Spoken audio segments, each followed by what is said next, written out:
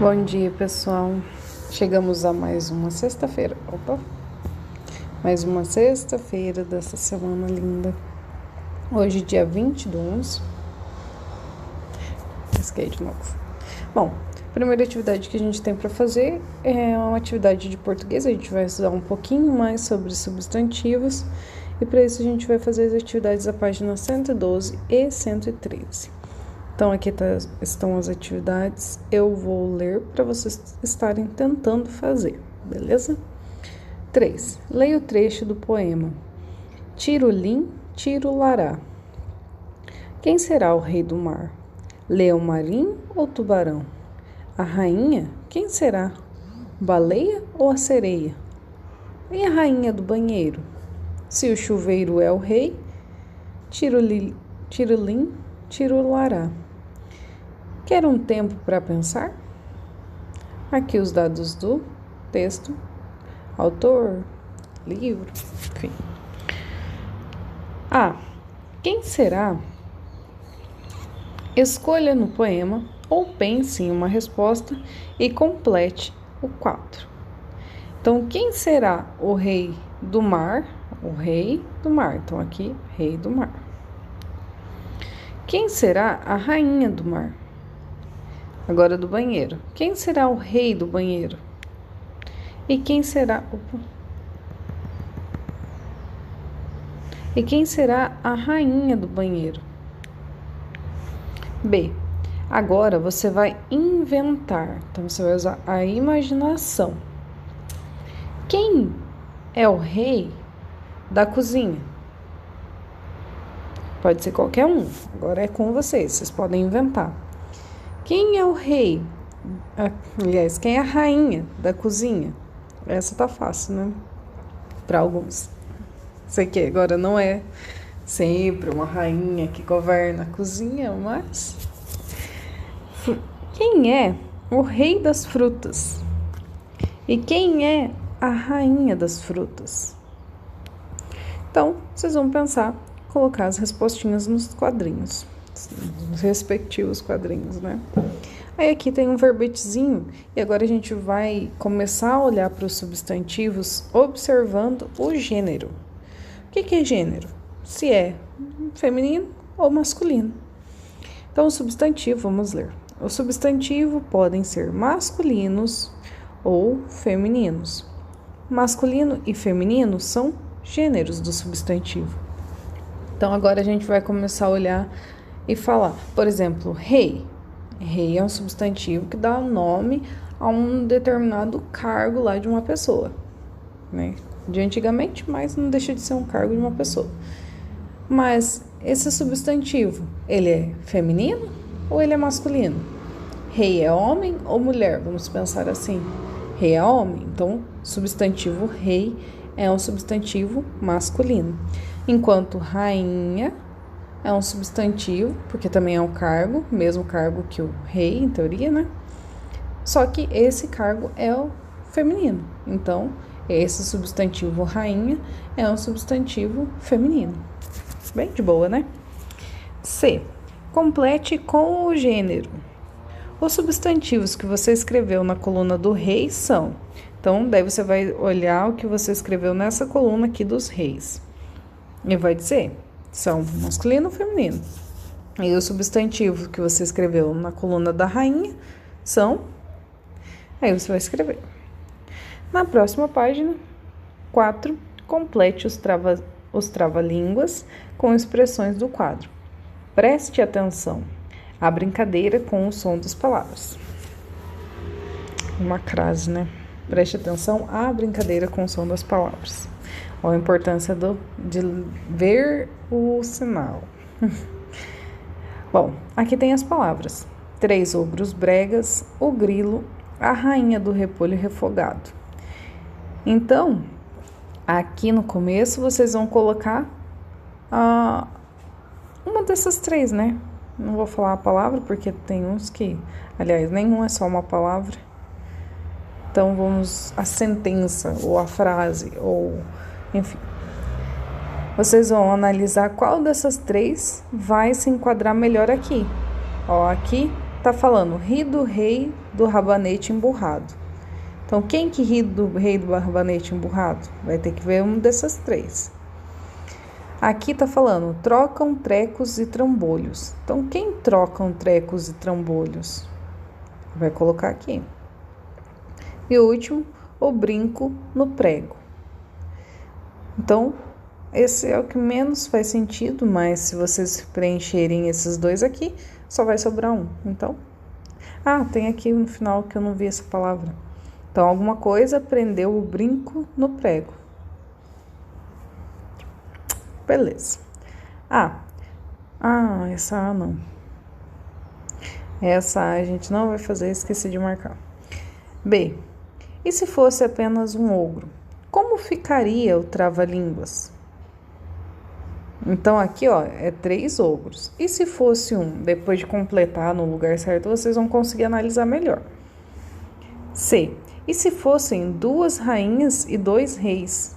Então, aqui tá falando da rainha 2 rainhas, aqui tá falando do rei 2 reis. Então, vocês têm que trocar e perguntar, e pensar como que ficaria.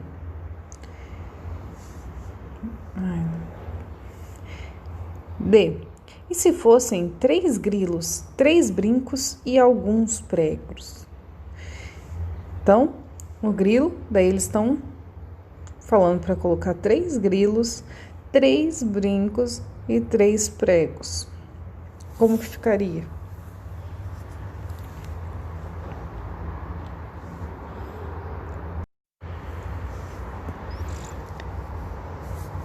E.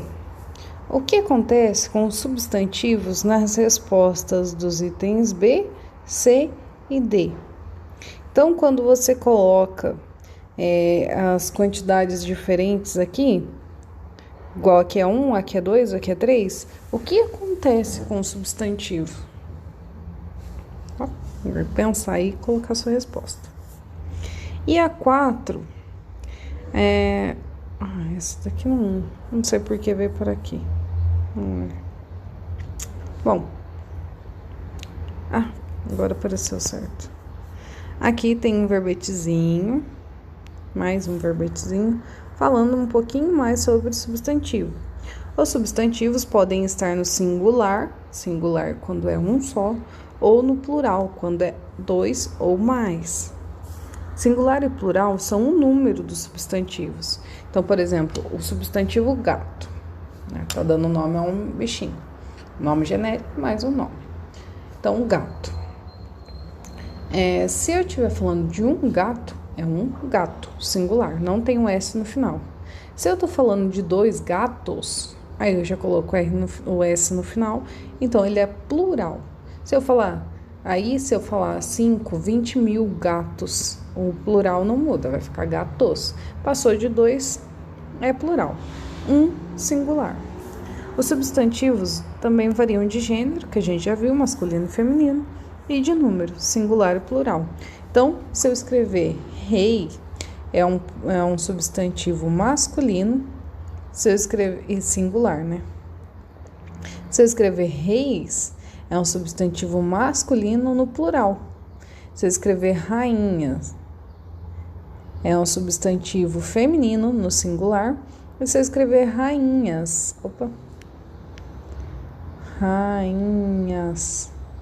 é um substantivo feminino no plural. Então, são 2 coisas agora que a gente vai olhar no substantivo, que a gente pode olhar, né? Não que a gente vá fazer, porque como a gente está longe, não dá para fazer muita coisa. Mas o importante é que vocês saibam que o substantivo ele pode variar quanto ao gênero. Então, pode ser feminino ou masculino. Variar quer dizer que ele pode mudar, tá? Então, ele muda. Rei é masculino, rainha é feminino. Então, ele muda. E ele também varia quanto ao número, singular ou plural, com um S no final ou sem um S no final. Aí, deixa eu abrir aqui primeiro. Aqui. Aí a gente vai para a parte de matemática. Aqui a gente vai fazer a resolução de algumas situações, problemas que estão ou na página 141 ou na 165. Depende do tipo de livro de matemática que você está. Então, você vai pegar seu livro, abrir numa página. Se não for essa atividade, você vai para próxima. Aliás, para próxima não, para 165. Ou é 141 ou é 165. É uma dessas duas, não pode ser outra. Ainda bem que a gente só tá com 2 livros diferentes, né? Se fosse 3, daí poderia ser outra página. Enfim, vou fazer a leitura com vocês e vocês vão tentar resolver. São situações, problemas bem tranquilas de fazer, bem fáceis, que a gente fazia bastante no começo do ano. Resolver problemas. Na classe da professora Neide, há um grande empenho dos alunos para vender convites para a festa da escola. 1. As meninas já venderam 67 convites e os meninos 43 convites. A.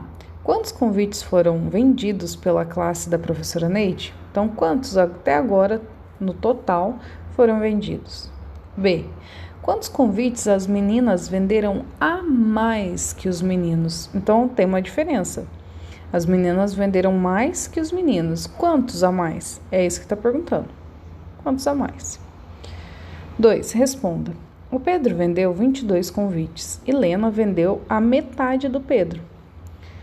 Quantos convites Lena vendeu? Então, esse daqui vocês conseguem fazer com os pauzinhos, ou se vocês pensar um pouquinho, eu sei que vocês conseguem, mas vocês podem fazer pauzinho. 2 caixas, né? Metade é dividido por 2, né? 2 caixas eu vou enchendo. 1, 2, 3, 4, 5, 6, 7, 8, até chegar no 22. Até a gente aprender a fazer divisão, né? Quando a gente aprender a fazer divisão, daí vocês não precisam mais fazer pauzinho. B. Mariana vendeu 4 convites por dia durante 5 dias. Aqui vamos ver quem vai acertar. É uma continha que a gente estudou bastante esse ano. Quantos convites Mariana vendeu no total? C. José vendeu 2 convites por dia durante 10 dias. Quantos convites ele vendeu? D. Mauro vendeu 3 convites por dia. Quantos dias ele demorou para vender 18 convites? Então, vocês podem olhar na tabuada. 3 vezes quantos que dá 18? Se quiserem, uma dica. 3. Elabora um problema para que possa ser resolvido pela operação. Então, aqui tem uma operação, 158 mais 173. Vocês vão ter que inventar uma história para que essa conta seja o resultado. Por exemplo, eu vou falar de laranjas. Mariana, só que vocês não vão falar de laranja, porque aqui tá falando de convite. Vocês têm que inventar alguma coisa relacionada a isso aqui. Então, eu vou fazer só um exemplo de laranja para vocês verem como que vocês vão fazer, tá? Então, aqui vocês vão escrever assim, por exemplo. Mariana foi e comprou 158 laranjas para fazer um suco para uma festa. João foi, não sabendo que Mariana comprou, foi e comprou mais 173 laranjas. Quantas laranjas eles têm no total para fazer suco para essa festa? Então, para eu saber a quantidade de laranja, eu tenho que fazer 158 mais 173. E aqui vocês vão escrever o problema, não é para resolver, é para escrever o probleminha que vocês vão inventar para essa conta. Entendido? Espero que todo mundo entenda, né? E a B, vocês têm que fazer um probleminha para 190 menos 42. Terminando essa parte de matemática, então a gente vai para a história. Em história, a gente também está estudando, além dos índios, né? A gente também começa a estudar um pouco dos povos africanos. Na verdade, eu acho que a gente já comentou algumas coisas sobre os povos africanos, mas como a gente está nessa semana do projeto Humanismo Sem Racismo Não, e hoje, por acaso, é o Dia da Consciência Negra, então eu resolvi colocar, dando ênfase aos africanos, né? Para isso, então, para estudar isso, vamos ler o texto da página 72 e 73, responder a questão 2 da página 72 e a 1 da 73. Então, vamos aqui. A 2 da 72 e a 1 da 73. Agora vamos ler. O Tupi-Guarani na língua portuguesa. Para se comunicar com indígenas, os portugueses aprenderam as línguas da família Tupi-Guarani. A maioria dos povos indígenas que viviam no litoral do Brasil falava línguas dessa família. Muitos indígenas também aprenderam a falar português para se relacionar com os europeus. Em algumas regiões do Brasil colonial, a influência da cultura indígena era tão grande que os descendentes dos europeus também falavam a língua tupi-guarani. Em 1757, o governo de Portugal tornou obrigatório o idioma português, a todos que viviam no Brasil. Mas, a essa altura, diversas palavras indígenas já eram usadas pelos portugueses que aqui viviam. Por exemplo, jabuticaba, jacaré, lambari, perereca. E aqui então tem uma capa de um livro escrito por um padre, José Anchieta, que falava sobre a gramática, as escritas do Tupi-Guarani. Aí tem a primeira perguntinha, 2. Veja alguns exemplos de palavras de origem tupi que foram incorporadas à língua portuguesa. Depois, complete o quadro com o sentido que essas palavras têm atualmente. Então, quando você ouve abacaxi, qual é o sentido hoje? Então, você vai colocar aqui. Quando você ouve biboca, qual é o sentido hoje? Você vai colocar aqui. E carioca, o sentido hoje. Continuando, daí a gente entra na parte dos povos africanos. A cultura brasileira também se formou com a contribuição de diferentes povos africanos, com seus costumes, ritmos, danças, comidas, instrumentos musicais, crenças, lendas e muito mais. O texto a seguir fala um pouco sobre essa influência. Os terreiros nos quais se abrigam os candomblés e umbandas são espaços com muitas características das culturas africanas, na arquitetura, nos tipos de plantas e árvores plantadas no entorno das construções, na dança em círculos ao ritmo dos tambores, instrumentos que aqui e na África são cercados de cuidados. Ao lado do tambor, outros instrumentos como o berimbau, o agogo e o reco-reco se juntaram aos de origem lusitana, como o pandeiro, a viola e a rebeca, e são utilizados em grande variedade de danças e festas. Nas congadas, maracatus, capoeiras e reizados. Os ritmos africanos estão na base da música tocada. Se passarmos dos ritos religiosos, festas, danças e músicas, veremos a influência africana na culinária brasileira, principalmente na Bahia. Acarajé, vatapá, aluá e xexim de galinha são alguns dos pratos que têm receitas parecidas com as feitas na África. Além dos pratos preparados, o inhame, o cará, a noz de cola e a nossa tão típica banana vieram do continente africano. Aqui os dados do texto. Então, como vocês podem notar pelo texto, várias coisas que a gente tem aqui na nossa cultura, que é presente aqui no Brasil, ela tem origem da África, né? E que a gente tem a primeira perguntinha, aliás, a segunda, né? Mas está com o número 1. De acordo com as cores da legenda, sublinhe no texto os elementos da cultura brasileira cuja origem é africana. Então, você vai grifar os ritmos musicais brasileiros que têm origem africana de vermelho. Os alimentos que têm origem africana de verde. Os instrumentos musicais que têm origem africana de laranja. E os instrumentos e as religiosidades que vieram da África, vocês vão grifar de roxo. Bom, é isso. Com essa atividade a gente finaliza a atividade de hoje. Lembrando que a gente está numa luta contra o racismo, então lembrem-se que não precisa ser negro para lutar contra o racismo. E a gente tem que defender e denunciar qualquer tipo de abuso, se originado ou advindo ou com a finalidade de ofender, se for pela cor da pele, né? A gente tem que ajudar. Enquanto não houver amor em todos os sentidos na nossa sociedade, a gente vai viver em guerra. E a gente precisa de paz para prosperar, crescer e virar uma nação bela, não é? Bom, então é isso. Até semana que vem com as correções. Um beijo para vocês, bom final de semana.